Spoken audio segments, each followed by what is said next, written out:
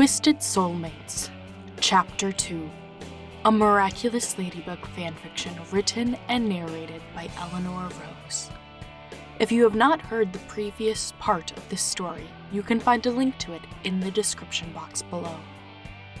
If you would like to stay up to date on the latest parts of this series, make sure to subscribe and hit the bell for notifications. Adrien stared at his bedroom ceiling, mulling the events over in his head. His soulmate was Ladybug. His Ladybug. But he couldn't revel in not being a fallen because she was trying to kill him. He sat up, his sheets damp from tossing all night. Why? Why did she want him dead? Did she recognize him as Cat Noir? Why would she want her partner dead? Actually, scratch that. Why did she want her soulmate dead? Who on earth would want that? Rubbing his eyes, Adrien succumbed to the morning. A text from Plague told him he was expecting, and he was grateful for the distraction.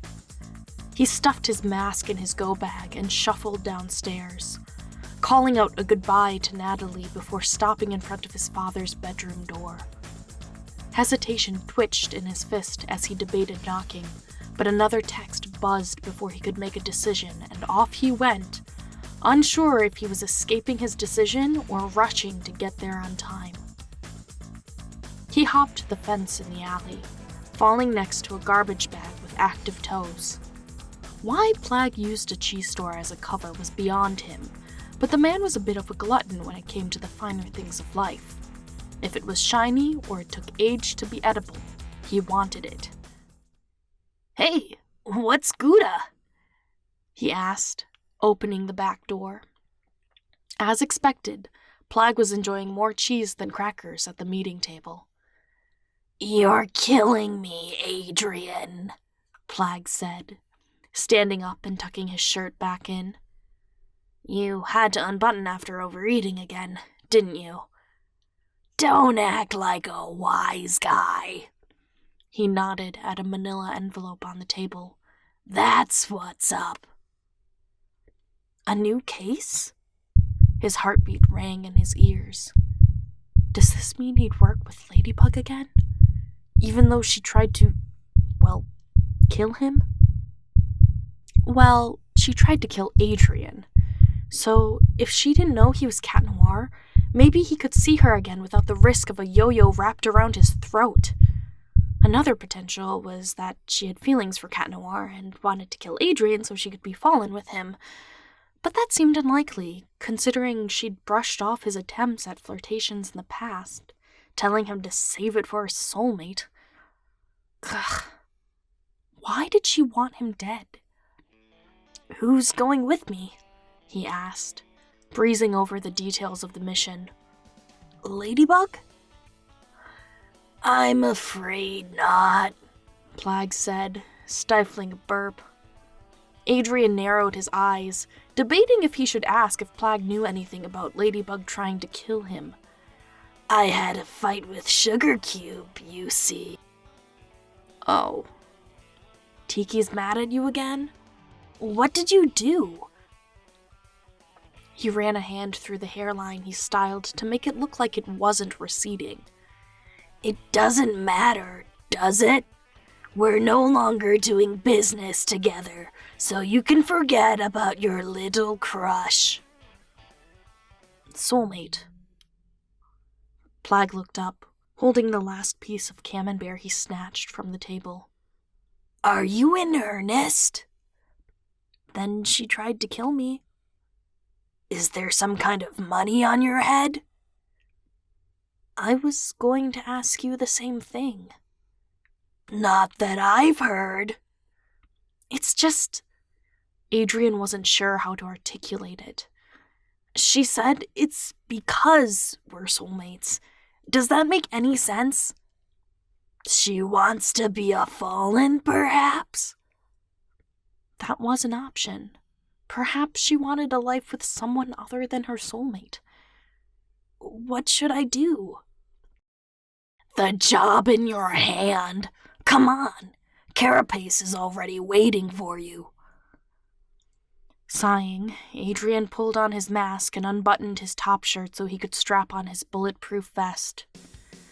Once he had his shirt back on, he holstered his VP9 on his thigh and adjusted the fit of the knife bracer strapped around his left wrist. "Where's my baton?" he asked, looking around. He'd rather not get stuck with his backup hickory stick if he didn't have to. "Here you go." Plagg snapped it open with a fencing form, and Adrien sighed. "I hope you'd at least use your hips if a threat came," he said, taking it from his boss and tapping the end on the drain plate on the floor to collapse it. "Smack, smack," Plagg echoed, handing him a spare magazine to strap to his belt. "You should rely on your gun more." "I've just always preferred using batons," he shrugged. "Draws less attention." That way he's not stealing away someone's soulmate. Broken bones were less permanent than a shot to the central nervous system. Sure, most Akumas are fallen or widowed, but he didn't like to think about being the trigger behind a duo united by the ceremony of the Soulmates. The thought stabbed him. He'd gone through that same ceremony yesterday, but he was alone through no fault of his own.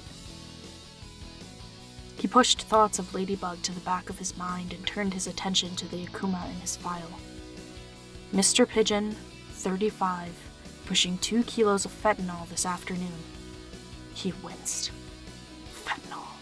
It was supposed to rain this afternoon, so even one mistake could be fatal if the shipment somehow broke open. He looped his cat print mask over his ears, covering his mouth. The less skin he had exposed for this, the better. The case seemed similar to one of the first few he and Ladybug took care of together. Between the two of them, they'd easily taken 10 million's worth of street drugs and weapons, but the danger of fentanyl shipments wasn't in who was transporting it, especially on a day like today. Just a pinch could be enough to kill him if he got it on his skin with the rain that was expected. He had to move quickly on this. "You said Carapace is already in the field?" "He's posing as a buyer from America. Green hoodie, yellow face mask."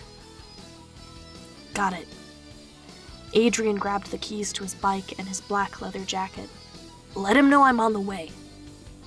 "And blow his cover?" He knew what Plagg meant. "Okay, fine. You're right." "Bring some camembert with you on your way back." "You literally own a cheese store." "Sponsor," Plagg corrected. "I sponsor a cheese front." "That's right. Even just a glance would tell someone they're involved in dirty business. I'm going to go find Mr. Pigeon." "Don't forget the cheese," he called back. Of course. Adrien would pick up 2 kilos of fentanyl and a brick of camembert. Just another ordinary day. Thank you so much for listening. Chapter 3 is on its way. If you'd like more fanfiction in the meantime, you can check out other videos on this channel. I'll catch you in the next time, and please don't forget to leave a comment. If you don't know what to comment, type in a brick of camembert. I'll catch you in the next one.